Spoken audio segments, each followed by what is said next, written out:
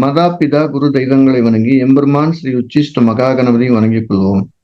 அனைவருக்கும் நீண்டாயில் நிறைந்த செல்வம், உயர்ந்த புகழ், மெய்ஞானம், பேரறிவு, பிரபஞ்ச அறிவு, பிரசன்ன அறிவு அனைத்தும் நிரம்ப கிடைக்கட்டும்.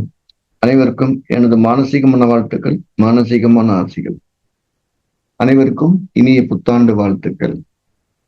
இந்த ஆங்கில புத்தாண்டுல எல்லாரும் எல்லா விதமான நலனும் அடையணும் அப்படின்னு எம்பெருமான் ஸ்ரீ உச்சிஷ்ட மகாகணபதியை மீண்டும் பிரார்த்திக்கிறேன், மீண்டும் ஆசீர்வதிக்கிறேன். அனைவருக்கும் ஜிகாஸ்ட்ரோ அன்போடு அனைவரையும் வரவேற்கிறது. நம்ம இப்ப பார்க்க போற தலைப்பு 10வது வீட்டுல இருக்கக்கூடிய வக்ர கிரகங்கள். வக்ர கிரகங்களுக்கு நிறைய சிறப்பு இருக்கு. மூல நூல்கள் சொல்லப்பட்டது ஒரு மாதிரி இருந்தாலும் என்னோட ஸ்டாம்ப் அப்படின்னு சொல்லக்கூடிய ஒரு டிஃப்ரெண்டான ஒரு தாட், என்னோட ஆய்வுல வந்த விஷயங்களை நான் இங்க முன்னெடுத்து வைக்கணும் விரும்புறேன். வக்ர கிரகங்கள் அதிகமான அறிவை தருகிறது அப்படின்னு நான் பலமுறை திரும்ப திரும்ப சொல்லிட்டு இருக்கிறேன். வக்ர கிரகங்கள் பிடிவாதத்தை கொடுக்கிறது. வக்ர கிரகங்கள் அதிக எதிர்பார்ப்பை, இந்த மூணுக்கும் ஈடு இணையே இல்லை. அதிக எதிர்பார்ப்பு, அதிக அறிவு அதை கொடுக்கும். அதே நேரத்துல அவங்க உழைக்கக்கூடிய சக்தி ரொம்ப அதிகமா இருக்கு. அதுக்கான அங்கீகாரம் கிடைக்குதானே கிடைக்கல. நான் சொன்ன இந்த விஷயங்களை உங்க கிளைண்ட் கிட்ட இல்ல உங்க ஜாதகத்துல அப்படி இருக்கான்னு செக் பண்ணி பாருங்க. 100% சரியா இருக்கு.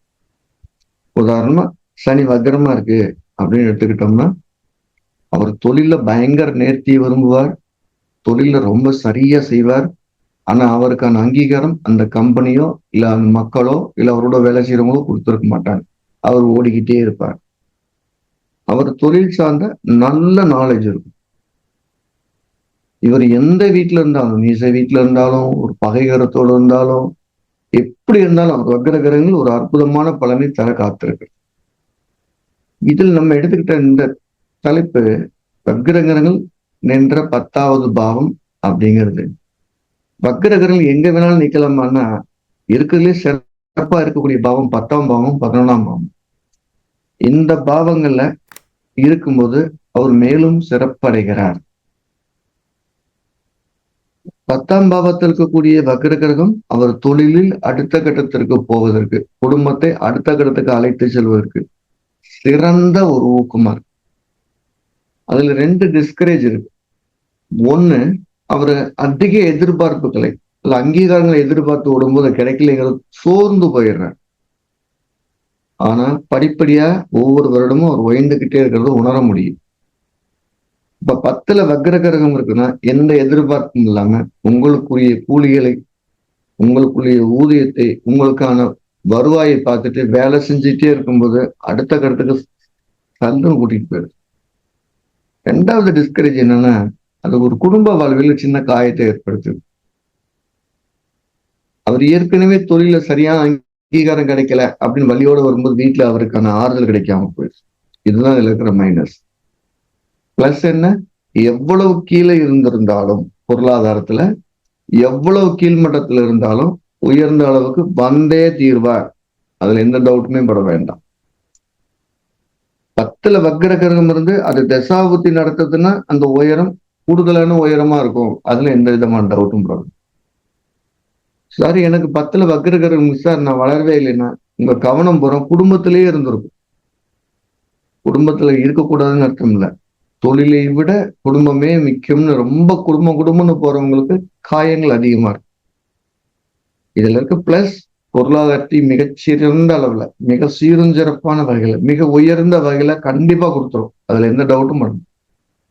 இல்லற வாழ்க்கையில் இது ஒரு அற்புதமான ஒரு குடும்பத்தை கூட காயப்படுத்தி இருக்கு. இப்ப என்னுடைய அட்வைஸ் என்ன, 10ல ஒரு வக்ர கிரகம் இருக்குன்னா தொழில கூடுதல் கவனம் செலுத்துவது சால சிறந்தது. ஒரு சிறந்த பொருளாதாரத்துக்கான அளவுகள் உயரும் போது மற்றவங்க விட்டு கொடுங்க. 10ல இருக்கக்கூடிய வக்ர கிரகம் சில ஈகோவை அதிகப்படுத்துவதன் மூலியமா சண்டை வரும். அப்ப ஈகோ இல்லாம கடுமையா உழைக்கக்கூடிய, திட்டமிட்டு உழைக்கக்கூடியவங்க எல்லாம் நல்ல பொசிஷன்ல நல்ல லெவல்ல வாழ்ந்துட்டு இருக்காங்க. அதை இந்த கிரகம் கொடுக்குதானே கொடுக்குது. ஒரு லட்சுமி யோகம்னு ஒரு யோகம் இருக்கு. லக்கணத்துக்கு 10ஆம் பாட்டு வச்சு சொல்லக்கூடிய ஒரு யோகம். காலபுருஷனுக்கு 10ஆம் அதிபதி சனி லக்கணத்துக்கு 10ல இருந்தா லட்சுமி யோகம். அது மிகச்சிறந்த ஒரு தொழில் யோகம் அப்படின்னு சொல்லப்படுது. ஆனா அந்த சனியே அவர் 10ல வக்ரமா இருந்தாராம், லக்கணத்துக்கு 10ல வக்ரமா இருந்தார். 2 மடங்கு அதிகப்படுத்து லட்சுமி யோகம். அப்ப வக்ர கிரகங்கள் 10ல இருப்பது சாலச் சிறந்தது. முழுக்க முழுக்க பொருளாதாரத்தில் உயர்ந்த அந்தஸ்தை தருகிறது. இதுதான் அதுல இருக்க பிளஸ். என்ன மைனஸ் அப்படின்னா, அது அதிகப்படியான ஈகோவை கொடுக்குது, குடும்ப வாழ்க்கையில் தேவையில்லாத காயங்களை கொடுத்து விடுகிறது அப்படிங்கிறது மைனஸ்.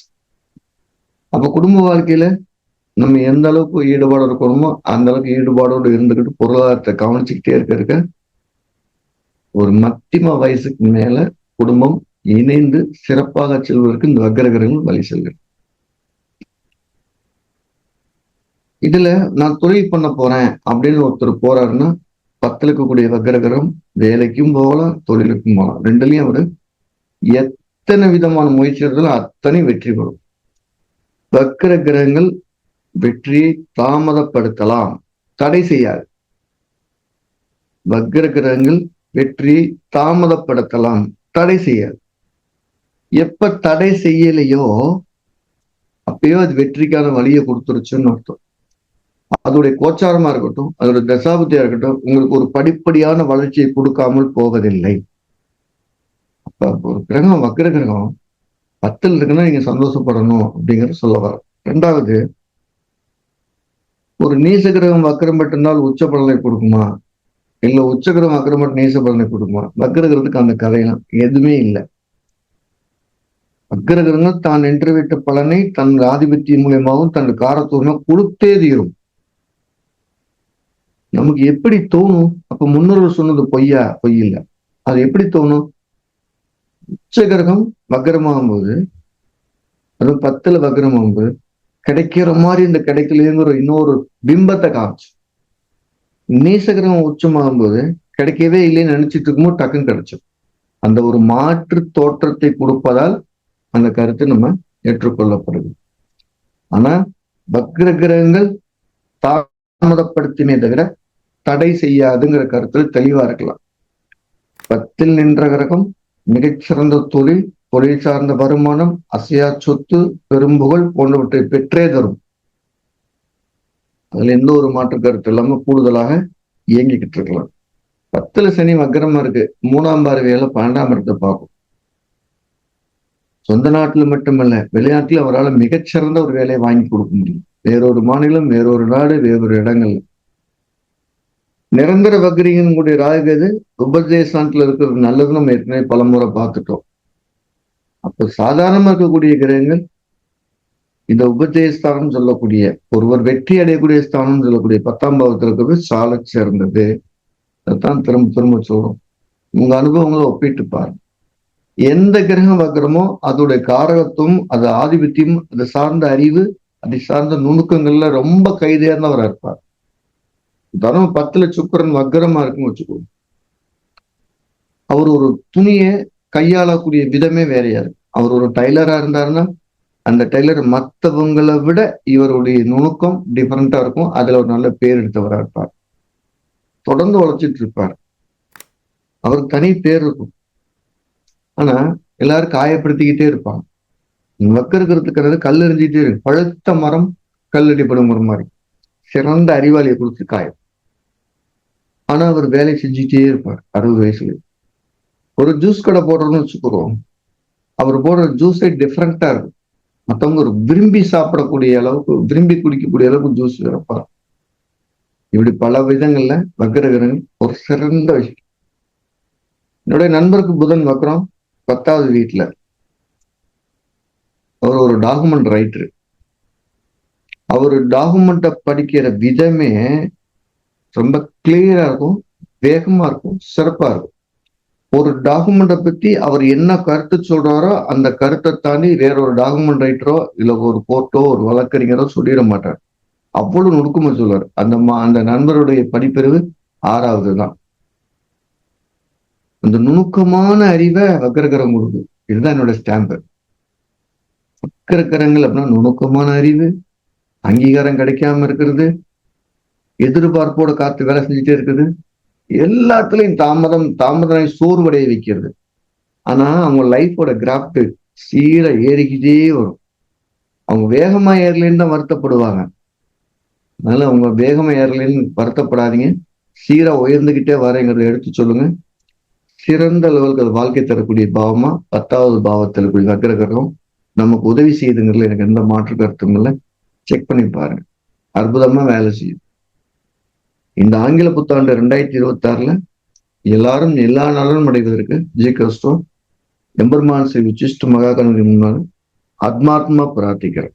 எல்லாரும் உயர்ந்த வாழ்க்கை, உயர்ந்த சிந்தனை, உயர்ந்த பண்போட சிறப்பா வாழ வாழ்த்துக்கள் அப்படின்னு வேண்டிக்கிறேன். ஸோ நம்ம ஜிகாஸ்டோ என்ன பண்ணிட்டு இருக்கோம், எல்லாத்துக்கும் ஜோதிடம் போய் சேரணும் அப்படின்னால ஜோதிடத்தை விதவிதமான நுணுக்கங்களை எளிமைப்படுத்தி பாடத்திட்டங்களை நடத்திட்டு வரோம். வர ஜனவரி 9ஆம் தேதி ஆன்லைன்ல ஜோதிடத்துடைய அடிப்படை வகுப்பு நடக்க காத்திருக்குது. படிக்க விருப்பம் படிக்கலாம். ஜோதிடம் படிக்கணுமா சார்னா அதோட அவசியம் என்னன்னா, ஜோதிடம் படிப்பதற்கு முன் நீங்களும், ஜோதிடம் படித்ததற்கு முன் நீங்களும் உங்களுடைய செயல், எண்ணம், சொல் எல்லாமே மாறி இருக்குது உங்களால உணர முடியும். அப்படி ஒரு அற்புதமான வழிகாட்டுதல் ஜோதிடத்துக்குள்ள இருக்கு. இது பயன்படும். ஏற்கனவே எனக்கு ஜோதிடத்தில் நல்ல நாலேஜ் இருக்கு, எனக்கு மேம்பட்ட அறிவு வேணும் அப்படிங்கிறவங்களுக்கு சிறப்பு வகுப்புகள் நடத்திட்டு வரோம். அதுல இந்த தடவை சென்னையில ஜனவரி 2, 3, 4 இந்த 3 நாள் கர்ம ஜோதிடம் பரிகாரமும் அப்படிங்கிற தலைப்புல கர்ம ஜோதிடம் என்ன, ஏன் இந்த கசப்பு ஒரு தொடருது, அது நீக்கிறதுக்கான வழிகள் என்ன இருக்கு அப்படிங்கிறது ஒரு சிறந்த ஆய்வு வகுப்பா சொல்லலான்னு காத்திருக்கிறேன். இந்த வகுப்பு 3 வருஷத்துக்கு ஒரு முறை தான் நடக்குது. 2022 லாஸ்ட் நடந்தது. இப்ப 2025 லாஸ்ட் நடக்குது. இது என்னென்னலாம் ஒருத்தரை மேம்படுத்த முடியும், எப்படிலாம் மேம்படுத்த முடியும் அப்படிங்கிறத இந்த டீட்டெயிலா சொல்ல காத்திருக்கிறேன். மீண்டும் அடுத்த பதிவில் சந்திப்போம். எல்லாம் வல்ல எம்பெருமான் ஸ்ரீ உச்சிஷ்ட மகாகணபதி அனைவருக்கும் நீண்ட ஆயுளையும் நிறைந்த செல்வத்தையும் உயர்ந்த புகழையும் மெய்ஞானத்தையும் பேரறிவையும் பெருமையோடு வழங்கட்டும். அனைவருக்கும் மீண்டும் ஒரு முறை ஆங்கில புத்தாண்டு வாழ்த்துக்கள். நல்லது.